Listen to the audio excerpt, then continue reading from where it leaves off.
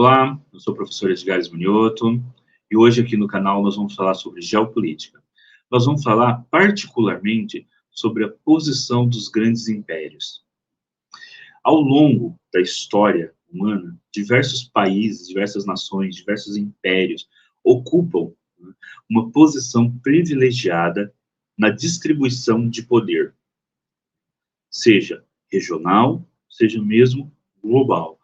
Nós vamos então ver hoje quais impérios, né, ocuparam essas posições privilegiadas de poder nas últimas centenas de anos e quais projeções nos indicam que nações agora, no século XXI, ocuparão esses mesmos lugares, né, de grandes impérios e que, portanto, terão um poder muito grande globalmente. Este é um assunto que eu considero bastante interessante, porque através deste estudo nós conseguimos verificar, inclusive, como essa posição de grandes impérios, ela migra de região para região global, né, de continente para continente, mas também como algumas regiões, alguns estados ocupam essas posições, dando lugar para que outros estados venham a ocupar essas posições futuramente, e como alguns estados que já ocuparam essa posição de poder global, hoje estão retornando a essas posições que eles já ocuparam no passado, né? Então, nós assim podemos verificar que, né, a ascensão e queda dos grandes impérios, elas são cíclicas. Você tem momentos em que um império ascende e outros momentos em que ele cai, dando lugar a outro império.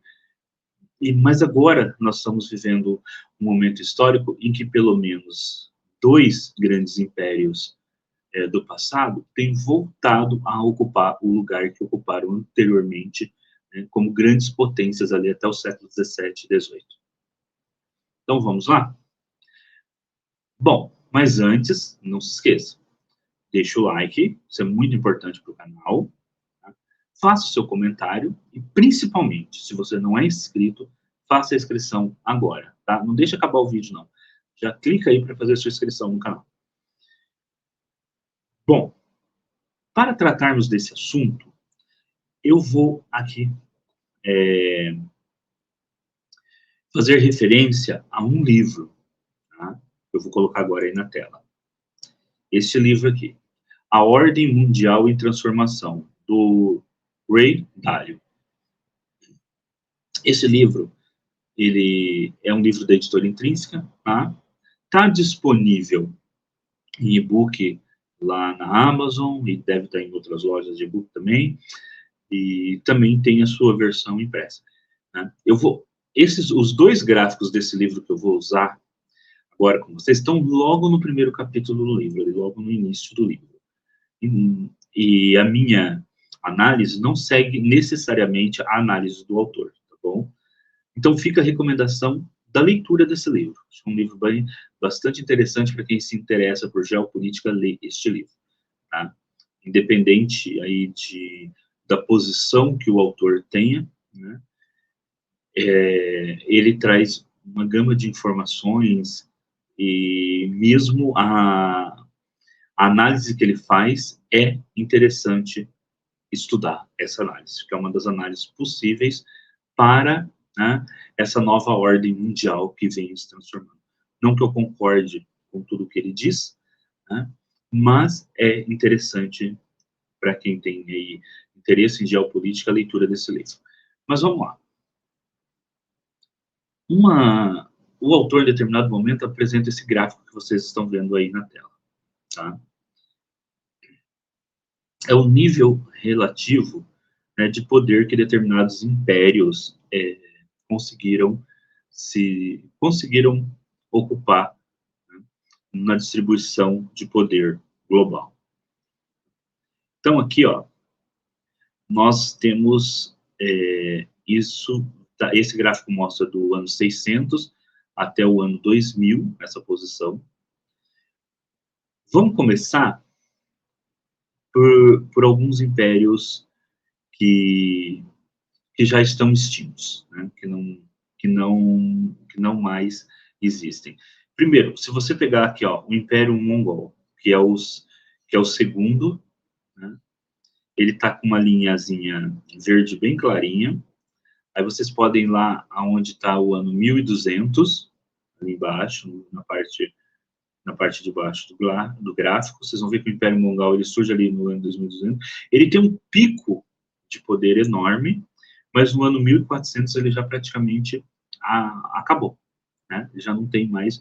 É um império, e foi um império que teve muito poder, foi um império que estava concentrado desde do Pacífico, né? Desde lá da Mongólia, chegando até ali em regiões da Hungria, ali da Europa,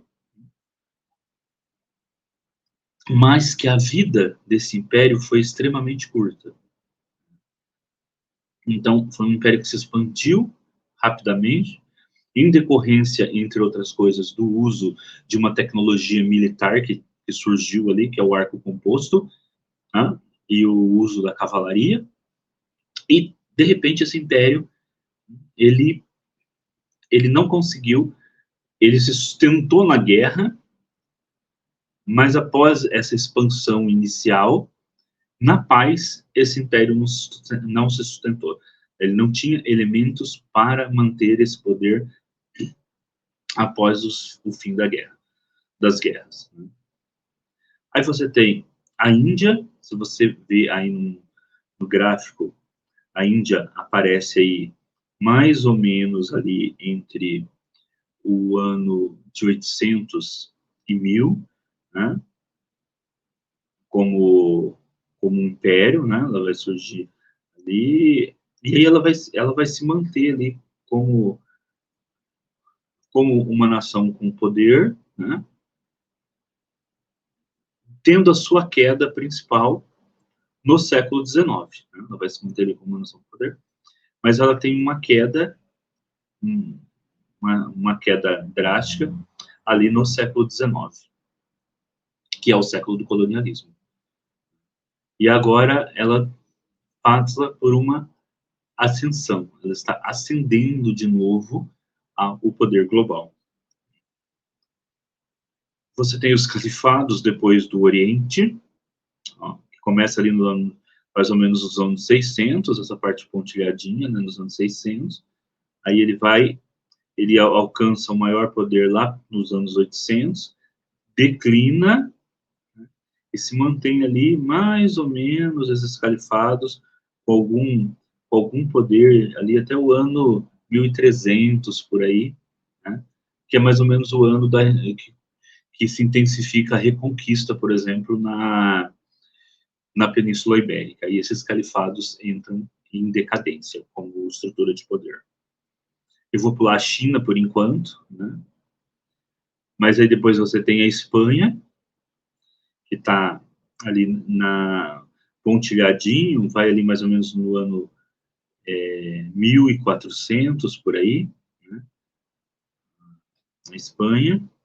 Então a Espanha vai ter uma alta de poder, né, marcada aí pelo gráfico, justamente entre o ano 1400, 1600, 1700, por aí, no máximo, que é justamente os anos da ocupação, né, da ocupação da América espanhola. Então, ela vai manter ali grandes colônias até, né, até o século XVIII. No século XIX, a Espanha começa a perder, então, esse poder, com a independência das colônias na América. Aí esse império começa a entrar em decadência, e depois esse império, no começo do século XX, a Espanha já não conta mais como um império. O último grande esforço da Espanha como império vai ser justamente em uma guerra que vai marcar o surgimento de outro império, que é a guerra que ocorreu entre Espanha e Estados Unidos, ali no finalzinho do século XIX, que marcou, então, os Estados Unidos ocupando os últimos grandes territórios do Império Espanhol, né? Cuba e Filipinas. Então, a Espanha perde a sua projeção como império global, e é substituído por um outro império nascente, então, que é o Império Americano. Então, você tem, então, essa mudança, né? Um império substituindo o outro, né? Ali. Depois, você tem o Japão, né? Aí o Japão aí tá bem clarinho no mapa, né? No mapa não, né? No gráfico, né? Mas você tem o Japão, ele aparece aí ele aparece aí bem abaixo aí no mapa, assim, com uma linha cinza bem clarinha. Ele tem alguns picos de poder ali, mais ou menos no ano 1400. Depois vai ter um outro pico de poder ali no começo, final do século XIX, começo do século XX, justamente pegando ali a primeira metade do século XX, e depois o Japão não aparece mais como uma grande potência. Inclusive, quem gosta de livros de guerra futura, como livros do Tom Cruise, em determinado momento, ali nos anos 80, era comum se projetar que o Japão seria a grande potência concorrente dos Estados Unidos na Ásia. E não ocorreu, né? Acabou que a grande potência concorrente dos Estados Unidos na Ásia vai ser não o Japão, que estava em ascendência ali, pelo menos economicamente, mas a China. Então, o Japão perde essa característica de grande potência mundial. Hoje é uma potência econômica, sem dúvida, mas não militar. Bom, aí você tem o Reino Unido, que é essa linha preta, né? Você vai ver ali que o Reino Unido começa a ter uma projeção de poder, a subir no ano 1600, que é justamente o que? O ano quando a Espanha começa a perder poder, né? Você tem aí um enfrentamento entre a Espanha, né, a Invencível Armada da Espanha, que vai atacar as Ilhas Britânicas, mas ela acaba toda afundada devido a uma tempestade, né? E com aquilo ali a Espanha entra em decadência e o Reino Unido começa a ter um crescimento como potência que vai atingir a sua que vai atingir o seu principal pico de poder no século XIX, né? Que era o século britânico. Inclusive naqueles, naquelas histórias em quadrinhos do Alan Moore, né? Que aparece o Alan Parkman, ele fala, né? Que o século XIX seria o século britânico e o século XX o século americano. E agora no século XXI, né? Talvez seja a transição do século americano para o século chinês. Então você tem essa elevação, né, de poder da Inglaterra, que depois, em grande parte em decorrência da Primeira Guerra Mundial, começa a perder poder, e esse poder global da Inglaterra, ele desaparece completamente ali com a Segunda Guerra Mundial. Assim, não que a gente não sabe que a Inglaterra ainda tem uma grande influência mundial, mas essa grande influência, principalmente na parte militar, está ligada hoje principalmente ela ser o principal aliado, o aliado de primeira hora dos Estados Unidos, né? E, assim, dificilmente a Inglaterra está num conflito, com exceção talvez aqui das Malvinas, mas mesmo assim aqui no conflito das Malvinas ela recebeu apoio, se não militar direto, pelo menos logístico, né, como satélites dos Estados Unidos. Aí você tem a Alemanha,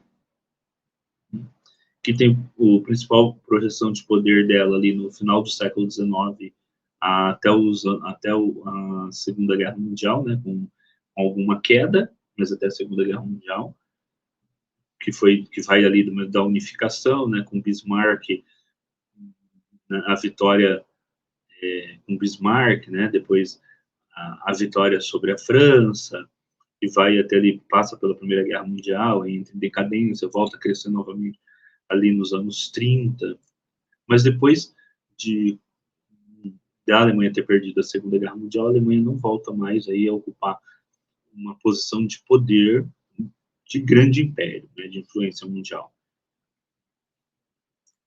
Aparece a Rússia, né, ali também, né, tá bem clarinho, mas ali você vai encontrar subida de poder da Rússia ali mais ou menos no ano entre o ano 1600 e 1800 ali, mais ou menos em 1700, né? Que é quando você tem ali os imperadores iluministas ali da Rússia, né? Reinado de Catarina, Pedro, então você vai ter um crescimento ali da Rússia que vai atingir o seu poder, o seu principal poder global enquanto União Soviética. Aí, com o fim da União Soviética, a Rússia cai, né? Aí nesse gráfico, como projeção de poder global. A Rússia cai, né, nessa projeção.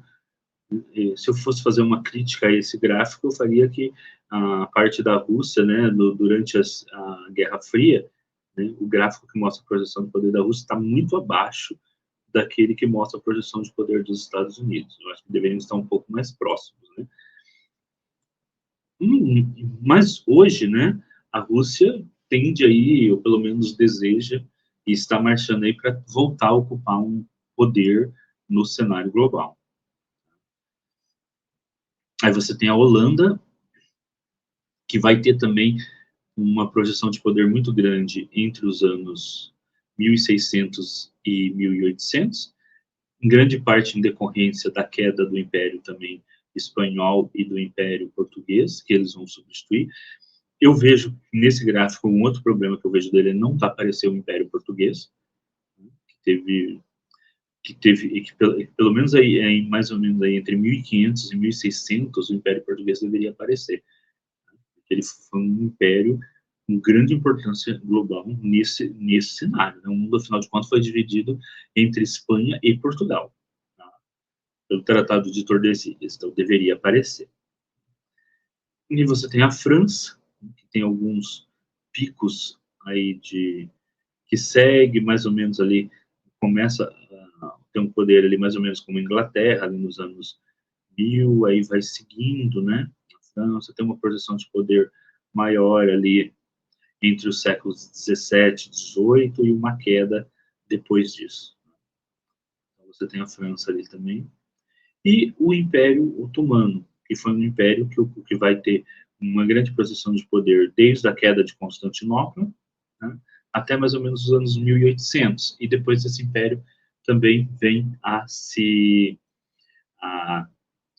perder poder, principalmente quando começa a colonização da África, né? Porque logo de início ali o Império Otomano vai perder todo o norte da África para os europeus. Depois vai ficar restringido ali aonde hoje é o Oriente Médio, mas após a Primeira Guerra Mundial, né, esse império ele se esfacela completamente, não existe mais, e hoje é a Turquia que deseja novamente ocupar, né, uma projeção de poder, pelo menos de potência regional ali naquela região. Agora, vamos voltar então a dois elementos que eu considero importantes nesse gráfico. Você nota ali a China, ó, desde antes de 600, o gráfico, a China está em vermelho. A China ocupa sempre uma posição grande de poder, com alguma queda em algum momento. Por exemplo, se você for ver ali entre o ano 1200 e 1400, a China teve uma queda na sua projeção de poder, marcada pela ascensão do Império Mongol, né, que chegou ali a conquistar grandes áreas da China. Então, você tem mas logo a China reacende. Aí depois a China vai ter uma queda muito grande no século XIX, né? E agora ela está reacendendo a sua posição de poder. Se você vai fazer uma análise desse gráfico, você fez que a China sempre ocupou uma grande posição de poder no mundo. Então, hoje, a ascensão da China ela é uma volta da China, na verdade, à sua posição de poder global, que é algo que a China sempre teve, né? Há uma posição de poder que faz parte, né, da história da China, né? A China é uma grande civilização, uma civilização milenar, né, em questão de tempo, né? É só comparada mesmo à própria civilização indiana, mas é uma grande civilização milenar que volta a ocupar aí a sua posição de poder. E que só não teve uma posição de poder global, porque lá no ano 1400, os os mandatários chineses decidiram encerrar, né, as aventuras marítimas chinesas. Tanto é que os chineses poderiam ter chegado aqui na América primeiro do que os europeus, né? Mas se nós aqui no Brasil hoje não falamos chinês ao invés de português, não falamos mandarim, né, na verdade, chinês mandarim, em grande parte é decorrência de uma decisão política da China de se voltar por si mesmo. O que a China não está disposta a fazer hoje, porque eles compreenderam esse erro, né? E eles também não vão se permitir que ocorra o que ocorreu com eles no século XIX, né? Que foi ali o século da humilhação, né? Onde, inclusive, no período de maior ascensão do Reino Unido, o Reino Unido travou guerras contra a China para que a China, né, não combatesse o uso de ópio que era feito pela população chinesa, que virou uma população uma grande parte da população chinesa caiu ali no vício do ópio, das drogas, e quando o Império Chinês tentava combater isso, os ingleses impunham, né, para eles, né, fazendo guerras, né, para manter o comércio do ópio ali na China. Então, esses anos de humilhação, os chineses não se permitiram voltar. Vamos para outra parte desse gráfico? Essa daqui, ó, mostra já os últimos séculos, do ano 1500 ao ano 2000. E aqui o gráfico é um pouquinho maior, a imagem, né, e ele está um pouco mais detalhado, a gente consegue ver um pouco melhor. Então, o que a gente consegue ver aqui um pouco melhor? Primeiro, o autor incorpora aí as guerras relevantes, né, períodos que houve guerras, né? Períodos de guerra, em geral, eles demarcam a queda de alguns impérios e a substituição deles por outros impérios. Não é à toa que hoje, no atual momento histórico nosso, que para muitos analistas, e no meu caso como analista também, né, que eu considero que nós estamos marchando para um mundo multipolar, você tem novamente uma emergência de conflitos no globo. Por quê? Porque você está marcando aí a ascensão de novos atores regionais, né, de novas potências, talvez as duas que têm maiores chances de ocuparem um cenário global, sejam a China e a Índia, mas outras, pelo menos, se transformam em grandes potências regionais, e isso não se faz sem conflito. Tá? Dificilmente isso se faz sem conflito. Quem ocupa a posição de poder em determinado momento não vai deixar de ocupar essa posição. Aqui, como a gente já trabalhou com a maioria dessas linhas no gráfico anterior, vamos ver aqui as principais. Ó. Então, nós temos a vermelha, né, que é da China. Então, você pode ver assim, a China, ó, entre o ano 1500, 1800, tem um grande poder. Inclusive, tem um texto do Leibniz, que ele estuda a China. Eu até preciso gravar um vídeo sobre esse texto, né? Ele fala, né, do poder da China, entre o ano 1700 e 1800 ali, né, começo do século XIX, até o começo do século XIX, mas principalmente 1700 e 1800, a China tinha um grande poder se comparado à Europa. Era um estado muito mais poderoso. Mas aí ela entra em decadência justamente ali entre o ano 1800, atinge o principal período de decadência ali no começo do século XX, né, final do século XIX, começo do século XX. E ali na segunda metade do século XX, após a Revolução Comunista, Mao Tse-tung, é que ela vai começar a subir de novo como um grande império. Então, é a Revolução Comunista que permite que a China venha a retomar o seu papel como potência, né?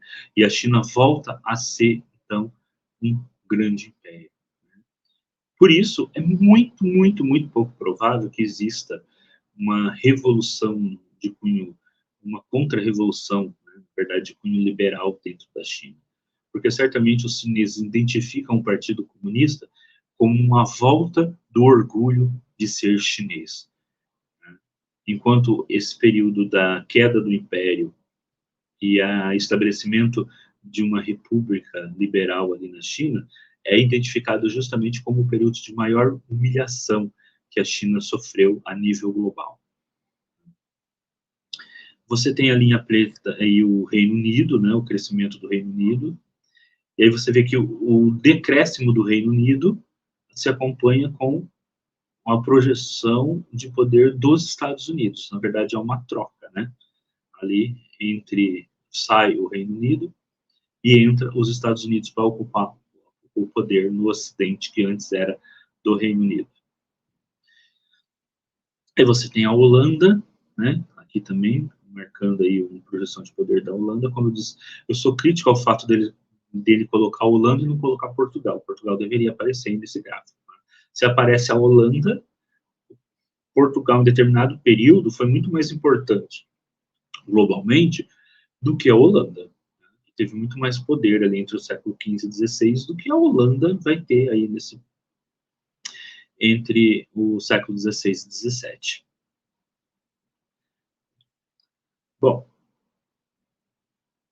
sobre todos esses outros nós já comentamos, né?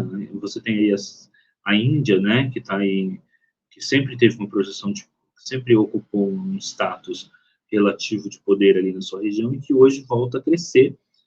E nós vamos ver, inclusive, esse crescimento da Índia pode se tornar muito maior agora no século XXI. Nós já comentamos sobre a Rússia, né? Aqui dá para ver melhor, né? Se você pegar ali onde aparece a Rússia entre o ano 1900 e 2000, né, você tem o gráfico de poder da Rússia está muito abaixo do dos Estados Unidos. Eu acho que isso não condiz com o período soviético, né, onde teve, inclusive, ali no início da corrida espacial, que a União Soviética até estava na frente, né, dos Estados Unidos. Agora, vamos então para esse Twitter, atual X ali, esse Twitter esse aqui é um Twitter, né, da World Stats, que mostra projeções até o ano, feita pela Goldman Sachs. Então, assim, ó, a Goldman Sachs, ela fez uma projeção econômica até 2075, né, de quais seriam os países que ocupariam, né, o topo, né, da renda, né, do poder econômico, de PIB, né, até o ano 2075. Vamos seguir aqui, ó, eu sei que apareceu tá bem pequenininho, né, que apareceu aí os nomes, vamos seguir até os primeiros nomes. Ó. Então, segundo a projeção, com 57 trilhões em 2075, pelas projeções dele, seria a China. É lógico que assim, são projeções, podem ou não ocorrer. Em segundo lugar, a Índia. Os Estados Unidos iriam aparecer em terceiro lugar com 51, muito perto da Índia com 52. Depois viria a Indonésia, a Nigéria, o Paquistão, o Egito, o Brasil, e depois do nosso país, viria a Germânia, a Alemanha, o México, só depois o Reino Unido. Japão, Rússia. No geral, o que esse gráfico nos apresenta? Em primeiro lugar, esse gráfico não, desculpa, essa tabela nos apresenta. Em primeiro lugar, ela nos apresenta uma clara mudança de poder em relação aos países da Ásia e do Cone Sul. Olha, aparece aí, e do Sul Global, aparece países nesse mapa, à frente de países europeus que a gente não imaginaria que poderiam aparecer, como a Etiópia, Bangladesh. A Etiópia está encostada na França, tá?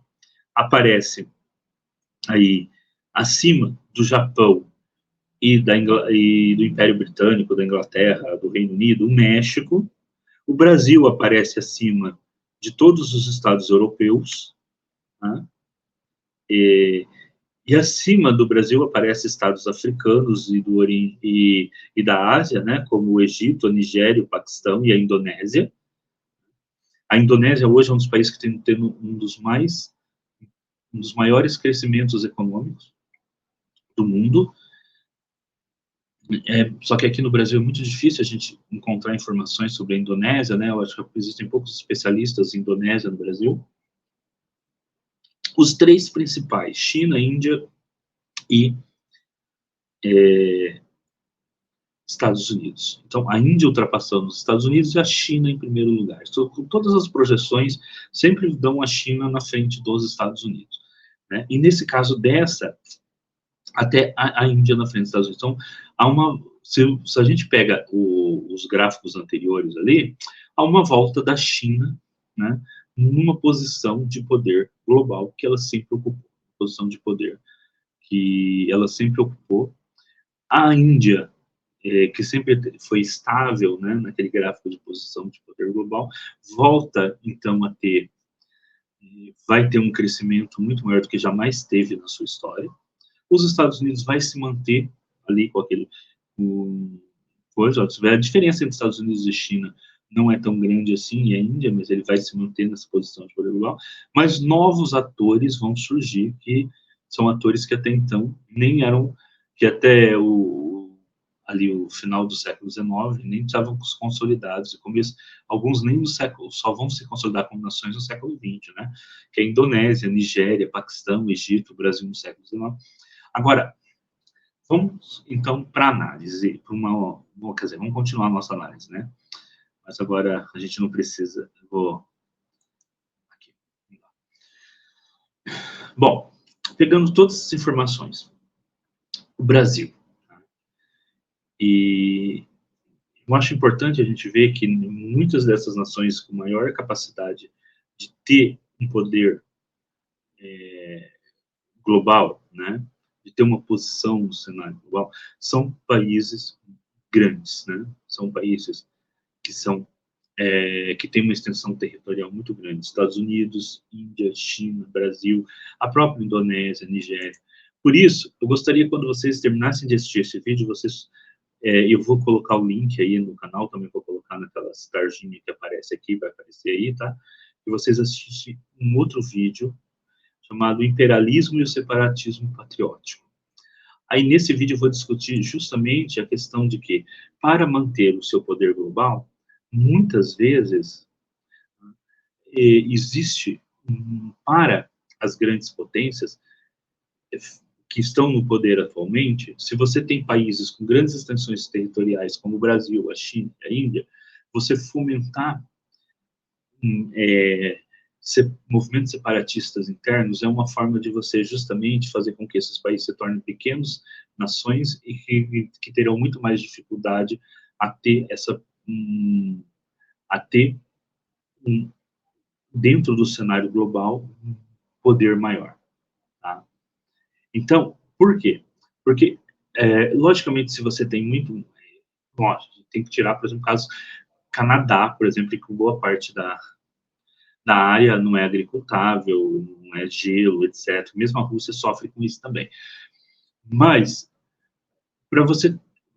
a história demonstra que países, nações que tenham grandes extensões de terra, né, fazendo parte do seu império, consegue uma posição de projeção de poder muito maior. Aí você vai falar assim, mas a Inglaterra aparece ali, a Espanha aparece ali, mas veja que eles aparecem justamente no momento do colonialismo, no momento que a Espanha dominava a América Latina inteira, com exceção do Brasil, logicamente.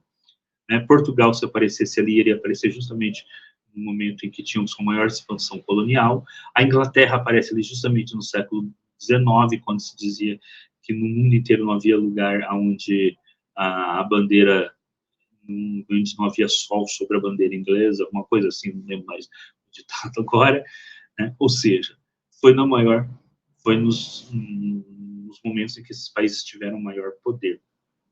Né? Isso que eu estou associando poder econômico e militar. Lógico que o Japão aparece ali, mas o Japão também aparece na maior projeção de poder no momento que ele ocupou outros territórios. Como hoje, guerra, preocupação de territórios é algo quase inconcebível, Então, então, as potências que já são territorialmente maiores terão maior possibilidade de ocupar uma posição de poder a nível global do que aquelas que não são, né? E não é à toa que nesse outro vídeo eu falo justamente, né, de, de um austríaco, se não me engano, lá, que divulgou vários mapas mostrando que a divisão de alguns países, como a Índia, a China, o Brasil, né, e a Rússia, em várias pequenas nações, né, clamando que, inclusive, que no Brasil houvesse uma revolta popular ali contra o governo Lula e que o Brasil se separasse em pequenas nações para evitar o comunismo, né? Então, mas por quê? Porque eles entendem que se um país, que um país do tamanho continental como o Brasil, se a gente seguisse determinadas políticas que fosse de reafirmar nossa soberania, nós conseguiríamos, nós chegaríamos a ser uma grande potência. Inclusive, o Brasil era para estar ali, talvez do lado da Índia, né, em projeção, caso o Brasil realmente assumisse uma política de soberania nacional, de desenvolvimento nacional. E eu gosto sempre de citar esses exemplos, porque eu estudo esses exemplos, né? Se você pegar lá nos anos 60, o Brasil e a Índia começaram juntos os seus programas espaciais. A Índia, inclusive, carregava foguetes em carro de boi, né? Hoje, a Índia manda sondas para a Lua e para Marte, coloca satélites com foguetes próprios, e o Brasil, a gente não conseguiu colocar satélite ainda no espaço com o nosso foguete, o VLS. Vários países ali têm uma indústria grande de semicondutores, e o governo brasileiro, né, no período em que se assumiu a extrema-direita no Brasil, que é uma extrema-direita que se veste de verde e amarelo, mas não tem nada de nacionalista, como eu sempre afirmo aqui no canal, nacionalistas, patriotas de verdade são de esquerda, né, que realmente pensam na soberania nacional, quase fechou a Ceitec, que é a única empresa de semicondutores da América Latina, né, da América Latina, acho que até do sul global, se a gente não for contar lá Taiwan e China, né?